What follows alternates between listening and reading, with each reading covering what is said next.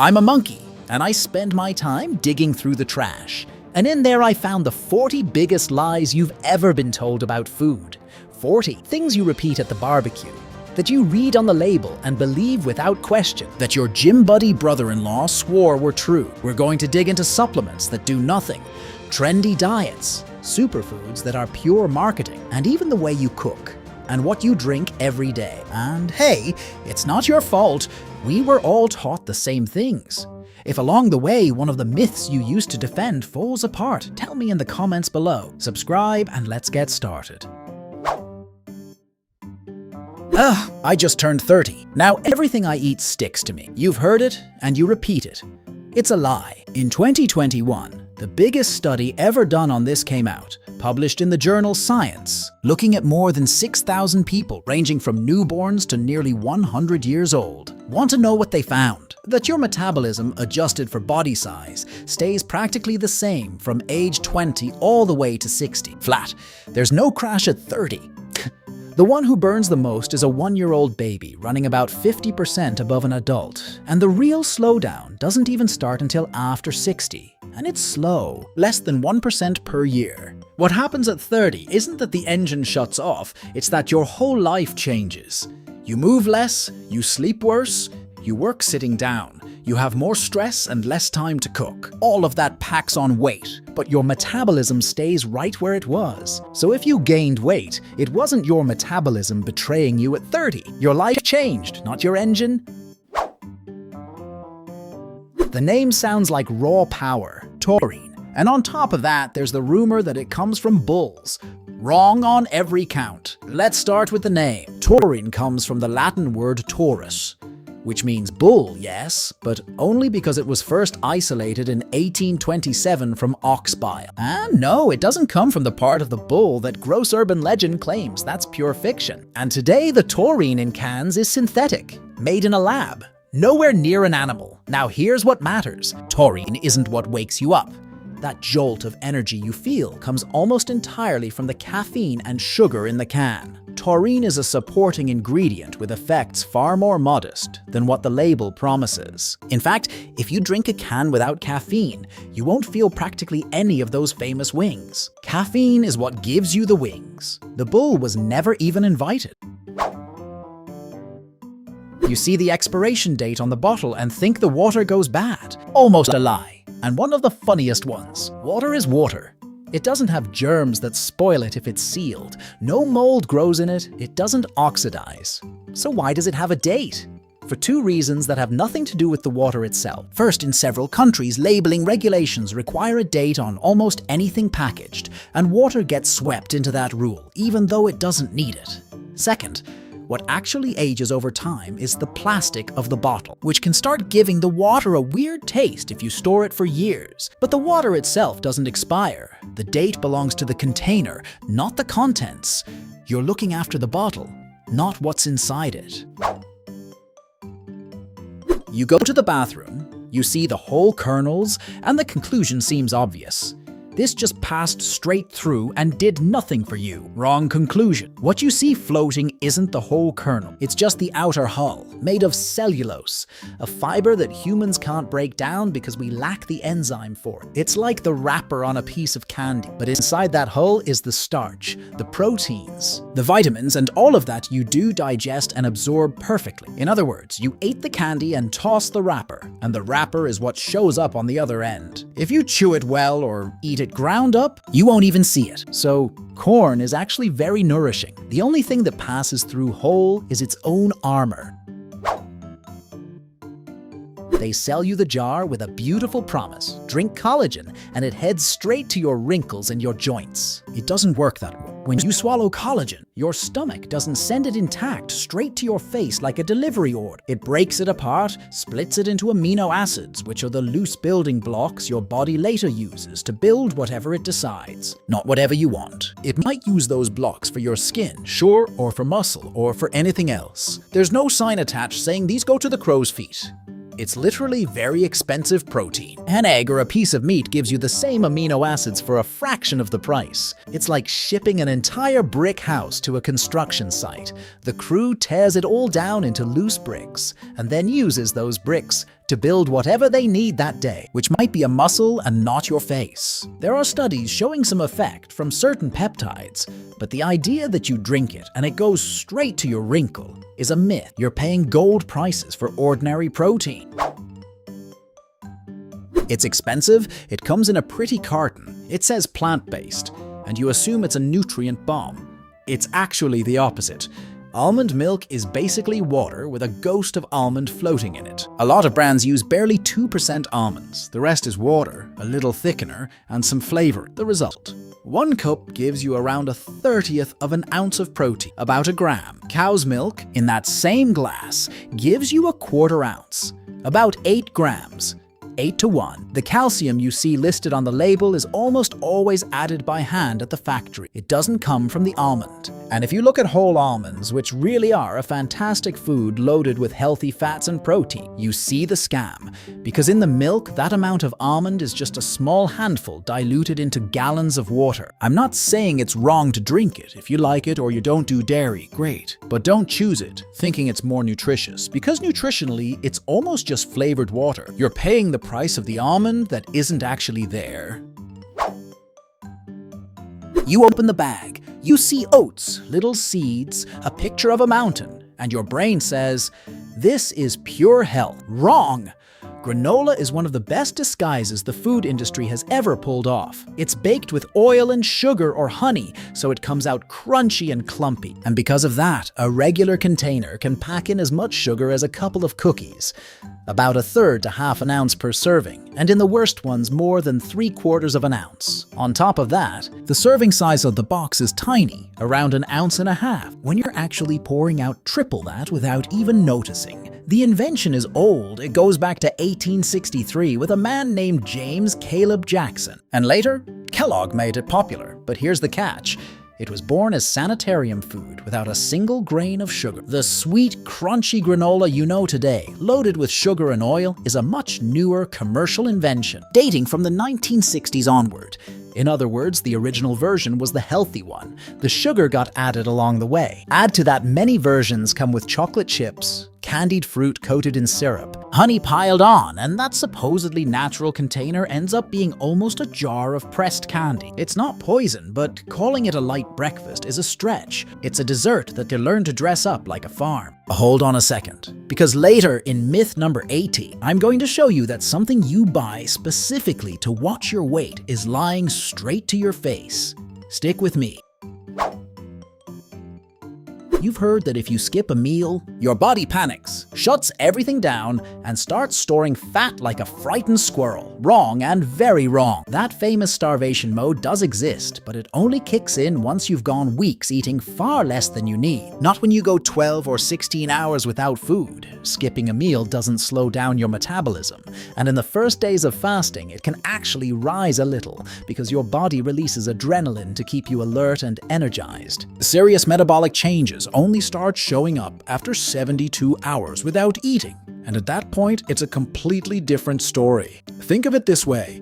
Your ancestors sometimes went a whole day without catching anything. And if the body shut down and stored fat every time it missed a meal, they wouldn't have lasted a week. The body is actually designed to run well for a stretch without food. Skipping breakfast doesn't make you store fat by magic. What makes you gain weight is your total intake for the day, not the clock. Your body isn't nearly as fearful as you were led to believe. Someone told you with total confidence that mate doesn't hydrate you because it's a diuretic, that it actually dries you out. A lie. Yes, caffeine has a mild diuretic effect. It's true that it makes you need the bathroom a bit more. But here's the key part. You never lose more fluid than what came in with the drink. The balance always stays in your favor. Studies were done comparing people who drank caffeinated beverages against people who drank plain water, and the hydration levels came out practically the same. In other words, that mate and that tea you drink throughout the day do count as fluid, and count well. You're not drinking something that dries you out. The water in your mate is still above all water. The diuretic effect is just a small toll, not a robbery. This one spreads fast, especially among people who lift weights. Eat soy and you'll grow breasts and your mustache will start disappearing. Wrong from start to finish. Soy contains compounds called isoflavones, which resemble estrogen from a distance. And that's where the myth comes from. But they bind so weakly to the receptors that the effect is negligible. Reviews were done pooling dozens of studies in men, and they found no drop in testosterone and no rise in estrogen from normal soy consumption. Entire countries like Japan have eaten it daily for centuries in tofu, in miso, in soy sauce, and there's no epidemic of any of that. Quite the opposite. They're among the longest living people on the planet. Tofu isn't going to change your hormones. It's a legume with good protein, nothing more. If you lose the mustache, it's for other reasons, not from eating soy. They sold it to you as the Holy Grail. Cut the carbs, enter ketosis, and your body turns into a fat-melting machine. Half true with a lot of fine print. When you start keto, it's true you drop weight fast in the first few days, and that gets you excited. But those first pounds aren't fat. They're water. Every gram of glycogen stored in your muscles carries along 3 or 4 grams of water with it. When you empty those stores, goodbye water, goodbye numbers on the scale, but no fat lost yet. And here's the most important part. When diets are compared at the same calorie level, keto doesn't make you lose more weight than any other. Ketosis has no magical burning power. If it works for some people, it's because eating mostly protein and fat is very filling, and you end up eating less without even counting. That's also why, when you go back to eating carbs, your body refills those glycogen stores along with their water, and the scale jumps up a few pounds all at once. And that's when people panic, thinking they gained weight in a weekend. You didn't gain fat. It's water again. The trick isn't magic, it's a calorie deficit in disguise. It's fruit, right? So you snack on raisins and dried apricots thinking it's the lightest thing in the world. It's actually the opposite. Dehydrating means pulling the water out of the fruit, and once the water is gone, all the sugar gets concentrated into a much smaller bite. Look at the numbers. About 3.5 ounces of fresh grapes have around half an ounce of sugar. That same 3.5 ounces of raisins, which are just the same grapes dried out, have almost 2 ounces, almost 4 times more. And since they're small and sweet, you eat handful after handful without registering how much you're having. On top of that, many brands add extra sugar and even oil to make them shine. Nobody eats 20 fresh grapes in one sitting. They fill you up, but 20 raisins go down without you blinking. And that's the sugar of 20 grapes concentrated into one bite. It's not garbage, it still has fiber and minerals, but calling it a super light snack is a stretch. It's the same fruit, just without the water that used to slow you down. They took out the brakes, and you're the one pressing the gas. Acai goji. Who knows how many tiny berries shipped in from the other side of the world, insanely expensive, supposedly reprogramming your entire body. False. And it starts with the word itself. Superfood isn't a scientific category or a legal one. It's pure marketing invention. In fact, in Europe, since 2007, it's been illegal to use the word superfood on packaging unless you have the evidence to back it up. There's no such thing as a magic food that only has amazing properties and nothing ordinary about it. Those exotic berries do have antioxidants, sure, but a blueberry from your neighborhood produce stand, or an apple or a bell pepper play in the same league and cost 10 times less. You're paying for the fruit's plane ticket. The word super was invented by whoever's selling it to you. In nature, there are no superheroes. There's just food. Overnight, kale became the star, the ultimate green leaf, the most powerful one on the planet. Half true, and mostly a trend. Kale is nutritious, nobody's arguing that. It's loaded with vitamins and minerals. But the claim that it's the most nutritious food in the world is pure marketing. There are serious rankings of nutrient density, and when researchers measured dozens of vegetables, first place went to watercress, that little leaf almost nobody buys. Kale came in 15, behind things as common and cheap as Swiss chard and spinach. There's no magic leaf that beats all the rest. The queen changes depending on the list, and often it's the cheapest, most boring one. Kale is good. It's just not the king it was sold to you as. It exploded on social media. A few green drops in water that supposedly clean you out from the inside, oxygenate your blood, and fill you with vitality. Completely false. Chlorophyll is what plants use to carry out photosynthesis, to turn light into energy. The detail here is that you're not a plant. Your body has no machinery whatsoever to use chlorophyll as fuel. It just digests it and moves on. It doesn't oxygenate anything for you. And as for detoxing, you already know this. That's what your liver and kidneys are working for free around the clock. You don't need any green water for that. It's water with expensive dye and a nice story attached to it. It's one of those products that goes viral because it looks gorgeous in a photo, all emerald green. And that aesthetic is worth more than the science behind it, which is zero. You can drink it, it won't hurt you, but it won't give you superpowers either. Chlorophyll is great for lettuce. You're at a restaurant. You want to eat well. You order the salad convinced it's the obvious, risk-free choice. Very often it's the opposite. A restaurant salad can be a shocking calorie trap, depending on what gets piled on top. Creamy dressing, cheese, croutons, bacon, candied nuts. And suddenly, that light-looking dish hits you with more calories than a burger. The dressing alone can add 200, 300, even 400 calories in a couple of tablespoons without you even realizing it. Some menu salads easily top 1,000 calories. The word salad is no guarantee of anything. What really matters is what comes with it. Order it, great, but pay attention to the dressing and the toppings. A green leaf drowning in sauce isn't a diet. It's fried food wearing a healthy disguise. You treat them as the ultimate fitness snack. Light, airy, you eat them and feel like you're on a diet. Almost a lie. It's true that one rice cake has very few calories, almost nothing. It weighs like a feather. But the problem is twofold. First, it doesn't fill you up at all. It has practically no fiber or protein.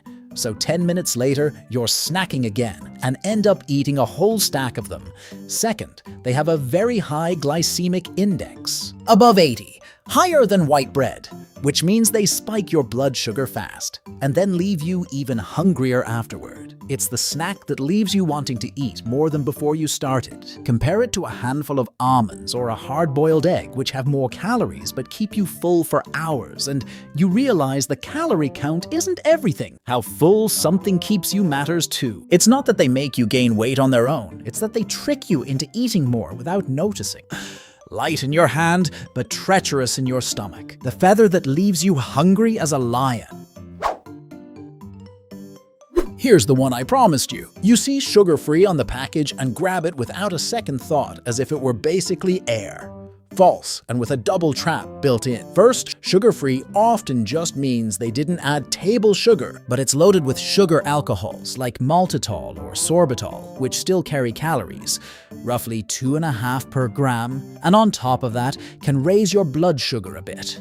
And if you overdo it, they have a laxative effect you'll remember for the rest of the afternoon. Second, no added sugar doesn't mean sugar-free. It means they didn't put in extra, but whatever sugar the food naturally had is still there. And a lot of sugar-free products make up for the lost flavor with more fat, so you take away on one side and add back on the other. It's like those diet cookies people eat 3 at a time, thinking they're harmless. And they end up with nearly the same calories as the regular version. Reading just those 2 words and buying on the spot is falling for it completely. Sugar-free doesn't always mean free of everything.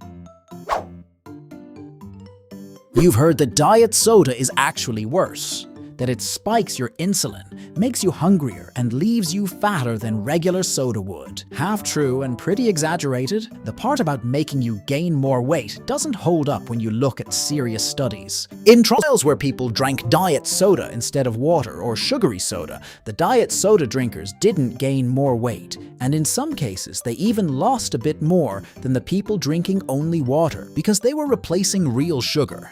The confusion comes from the fact that the person already worried about their weight is the one who switches to diet, not that diet soda made them gain weight. They're not a health food. I'm not defending them as some kind of treasure, but swapping regular soda for diet doesn't make things worse for you. The sugar-free bubbles were never the culprit. You buy an air fryer and suddenly everything you put inside becomes diet food. Zero fat, zero guilt, False. The air fryer cooks with hot air, and yes, you use far less oil than deep frying in a pot. That part is real, and it's a good thing, but less oil isn't the same as healthy. If you put in an ultra-processed frozen fry, you get out an ultra-processed fry, a bit less greasy, but the same food. And the machine doesn't remove the fat that's already baked into the product. It doesn't work magic on that front. On top of that, browning food at high heat produces the same toasting compounds as any other frying method, so the underlying chemistry is pretty similar. It's a great tool for using less oil, not a magic wand that turns anything into a salad. The gadget helps. It doesn't perform miracles. I want you to stick around, because later on in myth number 33, I'm going to take apart a trendy diet sold to you as ancestral, one based on a past that never actually existed. Don't miss it. You see it at the health food store looking all innocent. Agave syrup. Natural approved, the healthy option for sweetening without guilt. Almost a lie. The trick is in the fructose. Agave syrup is extremely high in fructose, around 85%, way more than table sugar, which sits around half that. And why do they sell it as diabetic friendly? Because fructose doesn't spike your blood sugar all at once, so it has a low glycemic index and looks harmless. But that same fructose gets sent almost entirely to your liver to process, and in excess, it's no wonder food at all. Quite the opposite.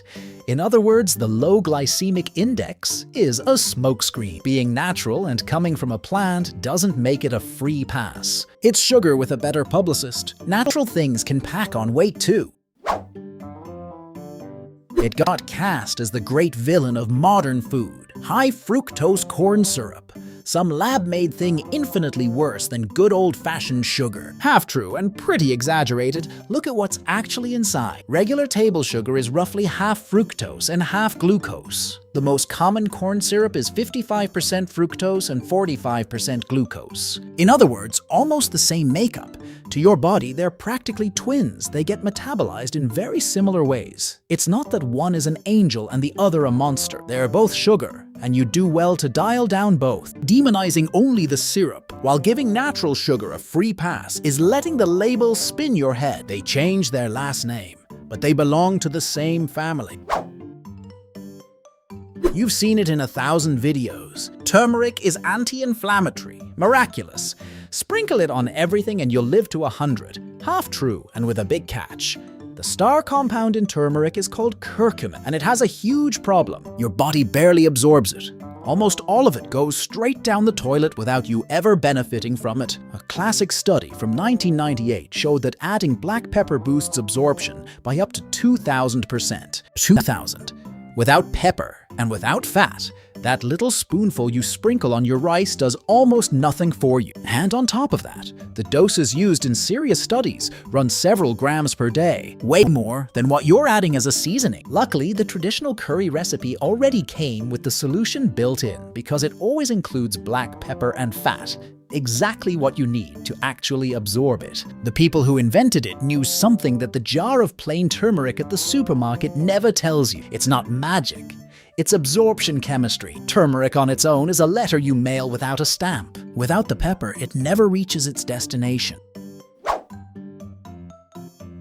Beans, lentils, chickpeas, for a lot of people, they were just that thing that sits heavy, that bloats you. That's poor people's food and nothing else. It's actually the opposite. They're basically among the best things you can eat. Legumes are one of the most complete combinations you can put on a plate. Tons of fiber and tons of plant protein together, which is genuinely rare to find. And the gas? That's not a flaw. It's proof that you're feeding your good bacteria. They contain sugars that you can't digest but that your gut flora devours, and that little party produces gas. If you soak them properly and eat them regularly, your body adjusts, and it bothers you a lot less. In the parts of the world where people live the longest, those places with a huge number of grandparents past 100 years old, legumes are on the table every single day. It's one of the few things all those very different diets have in common. This isn't second-rate food, it's champion food that happens to be noisy. It sounds like a law of physics. 100 calories are 100 calories no matter where they come from. Incomplete. Your body spends energy digesting what you eat, and it doesn't spend the same amount on everything. It's called the thermic effect of food. With protein, your body really works hard digesting it, burning between 20 and 30% of those calories just to process it. With fat, on the other hand, it barely spends anything, about 2 or 3%. So 100 calories of chicken don't leave the same mark on your body as 100 calories of oil. Protein charges a toll on the way in. Add to that fiber, and protein fill you up far more, so you end up eating less after. It's not the same drinking the calories in a soda, which go in without any resistance and don't satisfy you at all, as chewing those same calories in a plate of food full of fiber that leaves you satisfied for hours. On paper, the calorie is the same. But inside your body, not all of them perform equally. The label shows the same number. Your body reads it differently. They repeat it to you like a golden rule. Chicken and fish good. Red meat bad, no nuance allowed. Incomplete. It all depends on the cut and how you cook it, not on the color. A chicken thigh with the skin on can have more fat than a well-trimmed lean cut of red meat. And lean red meat gives you iron, zinc, and vitamin B12 in amounts that white meat can't match. Nutrients a lot of people run low on. So a lean steak isn't automatically the villain, and a fried chicken cutlet isn't automatically the hero. What's actually worth scrutinizing isn't the color, it's how processed something is. The cold cuts and sausages, whether they're white or red. The rule white good, red bad is a corner store oversimplification. What matters is the cut, the portion, and how it's cooked, not the color of the animal. Take an antioxidant supplement and you'll beat aging. It sounds logical, but it's false. Antioxidants in real food, in fruits and vegetables, are fantastic. The problem is stuffing them into a pill and assuming it's the same thing. Massive trials were run with thousands of people taking beta-carotene, vitamin E, and other antioxidants in capsule form. And not only did mortality fail to drop, in some cases things actually got worse. In smokers, beta-carotene pills increased the risk of lung cancer, something a whole carrot never did. Nature packages those compounds inside a complete bundle, along with fiber and hundreds of other substances, and ripping them out and concentrating them into a pill doesn't reproduce that effect. It's like trying to copy an entire orchestra by recording a single instrument at full blast. It doesn't sound the same. It sounds worse. Eat the blueberry, not the blueberry extract. The whole fruit knows something the pill never learned. It was pitched to you as the natural fat burner, a little ginger tea and goodbye love handles. False! Ginger is a fantastic root for other things. For instance, it has solid evidence for calming nausea. That part really does work. But when it comes to melting fat, nothing. The effect it has on your metabolism, that little warmth you feel, is so tiny it doesn't move the scale even a little. No food burns fat from one specific spot on your body that doesn't exist. Your body pulls fat from wherever it wants once there's a calorie deficit. Ginger doesn't have a magnet pointed at your belly. Drink it because you like it, because it settles your stomach, because it warms you up in winter. But don't expect it to build your abs for you. It's a stylish spice, not a thermal belt in a cup. The bottle of fish oil is a medicine cabinet classic. You take it religiously to armor your heart. False, or at least far less true than you'd think. Huge trials were run with tens of thousands of people, and the largest reviews concluded that omega-3 supplements don't clearly reduce heart attacks or strokes in the general population. The capsules didn't make the difference everyone was expecting. Does that mean omega-3 doesn't matter? No, it means eating it through fish, through a good mackerel, sardine, or salmon fillet, along with everything else fish brings to the table, is a completely different thing than swallowing the oil alone in a pill. When you eat the whole fish, you're also getting protein, minerals, and the benefit of having chosen fish instead of something worse. A whole package the capsule alone can't give you. Food can't be replaced by its extract. Fish on the plate beats the capsule on the shelf. The trendy green algae, Spirulina, gets sold to you as the ultimate plant protein, and on top of that as the ideal B12 source for vegans. Half true, and with one genuinely dangerous part. Yes, spirulina has a high protein percentage if you look at it by weight. The issue is how much you actually eat. A teaspoon is just a couple of grams, a tiny fraction of an ounce. So you're only getting a very small amount of real protein. You're not going to cover your needs with a little powder. And the B12 claim is outright a trap.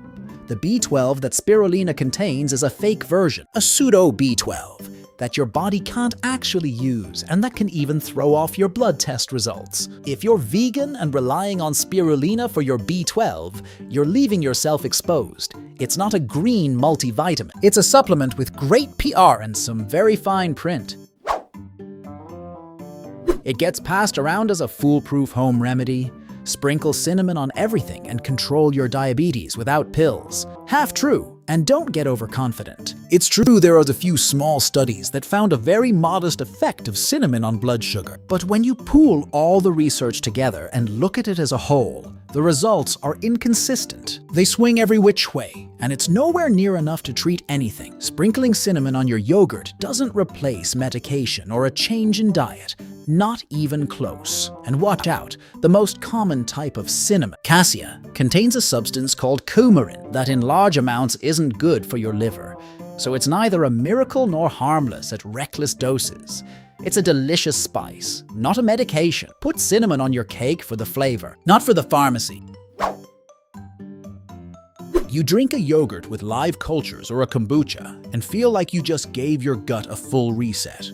Pretty inflated. The reality is a lot more complicated than that. A lot of the bacteria in commercial probiotics don't even survive the trip through your stomach. And the ones that do make it through almost never settle in to live there. They just pass through and leave. The real benefits do exist, but they're very specific to each strain and pretty modest. Nothing like the total fix that the advertising promises. In fact, there were studies showing that after taking antibiotics, certain probiotics actually delayed the natural recovery of gut flora in some people. And kombucha comes with very few live cultures, plus more sugar and a bit of alcohol. It's not a reset button. Your microbiome is looked after mostly through fiber and variety, not through one magic drink. Here's the one I promised you. They sell it beautifully. Eat like a caveman. Meat and plants, no grains, no legumes. That's how our ancestors stayed healthful from the ground up. First, there was never a single Paleolithic diet. Humans back then ate completely different things depending on the region and the season, ranging from huge amounts of meat in some places to almost entirely plants in others. There's no single ancestral menu to copy. Second, the claim that they didn't eat grains is false. Traces of cereal starch were found on grinding stones more than 30,000 years old. In other words, people were grinding and eating grains long before agriculture even existed. And third, today's fruit, vegetables, and animals are all domesticated. They don't resemble what existed back then. And watch out for the argument that they died young. Life expectancy at birth was low because of infant mortality. But anyone who made it through childhood could easily reach their 60s or 70s. That doesn't mean their diet was some secret to longevity either. But the statistic gets misused on both sides. You're imitating a past that was invented. The cave they sell you never actually served that menu. You sprinkle whole flax seeds on your yogurt on top of your salad, thinking you're loading up on omega-3 and fiber. Almost for nothing. Flaxseed has an extremely hard shell that your digestive system can't break down. So the whole seed passes straight through you, intact, just like corn, and all that omega-3 and those lignans it contains leave your body without you ever absorbing them. It's like swallowing a capsule that never opens. The secret is grinding them. Ground flaxseed actually releases what's inside, and that's when your body can absorb it. Buy the seeds whole and run them through a grinder, or buy them already ground and keep them in the fridge. Whole seeds are nice to look at, but decorative. The shell holds onto all the treasure unless you crack it open yourself. It got burned into your brain. Cook your vegetables and you kill the vitamins. So raw is always better. In a whole lot of cases, it's actually the opposite. There are nutrients your body absorbs far better once a vegetable has been cooked. The star example is the tomato. Lycopene, that red antioxidant. gets absorbed much better from a cooked sauce than from a raw tomato because heat breaks down the cell walls and releases it. The same thing happens with the beta-carotene in carrots. Cooking doesn't always destroy. Sometimes it cracks open the safe and lets you grab what's inside. That's why a good homemade tomato sauce, simmered for a good while, gives you more usable lycopene than that same tomato sliced raw in a salad. Yes, some vitamins like vitamin C get lost a bit with heat. That part is true, but claiming raw is always superior is false. The best approach is to mix it up. Eat some things raw and others cooked. The stove sometimes is your ally. Fire doesn't just take away, it also hands things out. It's trendy among people chasing anything natural. Fresh milk straight from the source, unpasteurized, supposedly keeping enzymes and nutrients that the other kind loses. False and dangerous on top of that. Pasteurization is simply heating the milk briefly to kill off dangerous bacteria, like Listeria, Salmonella, or certain strains of E. coli, which in raw milk can genuinely wreck your health. And what nutrients get lost from that bit of heat? Tiny amounts of vitamin C and some B vitamins, and milk isn't even a major source of those to begin with. So you gain enormous safety and lose almost nothing. In fact, pasteurization was one of the great inventions that saved millions of lives of babies and kids who used to get severely sick just from drinking untreated milk. The idea that heat kills the milk is a myth. The only thing it kills is the germs that can land you in the hospital. Natural isn't always better. Sometimes natural is a ticket to a very bad time. It became the cool bread, artisanal, slow fermented, and somewhere along the way you probably heard that because it ferments so long, it no longer has gluten and celiacs can eat it. False, and this one needs to be crystal clear. It's true that sourdough fermentation breaks down part of the gluten and certain sugars that sit heavy for some people, and that's why it sometimes sits better in the stomach. But part isn't the same as all. Sourdough bread made with wheat flour still contains gluten, and in amounts more than enough to harm someone who is genuinely celiac. Being artisanal and fermented doesn't make it safe. A celiac needs bread that's certified gluten-free, period. Confusing easier to digest for some people with gluten-free here can end badly. Sourdough is delicious, but the gluten didn't go anywhere. It's still right in there.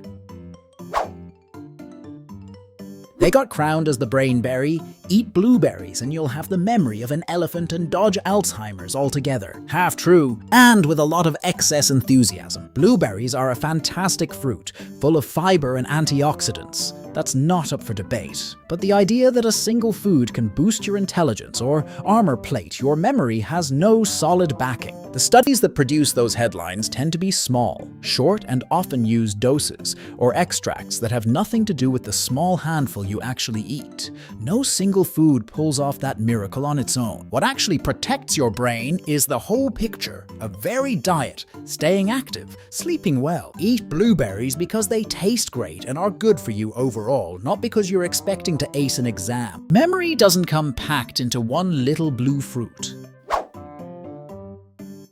You drew it in your notebook, the base packed with bread and pasta. Eat tons of that.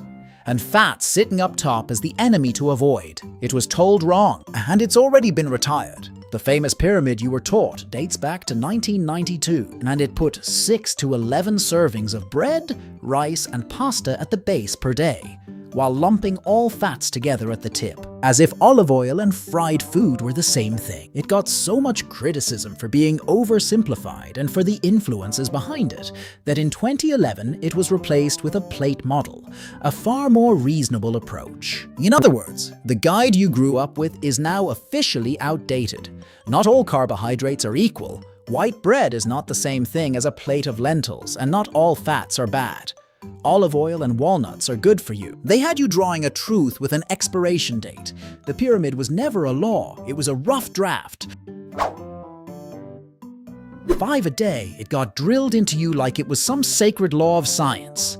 Not one more, not one less. Told wrong. That round number didn't come from some magical discovery about the human body. It was born in 1991 in California, out of a campaign put together alongside the fruit and vegetable industry. And 5 was chosen because it was easy to remember and easy to communicate, not because it was the precise sweet spot for health. It is admittedly marketing done well. And you know what the newest evidence shows? That more is better.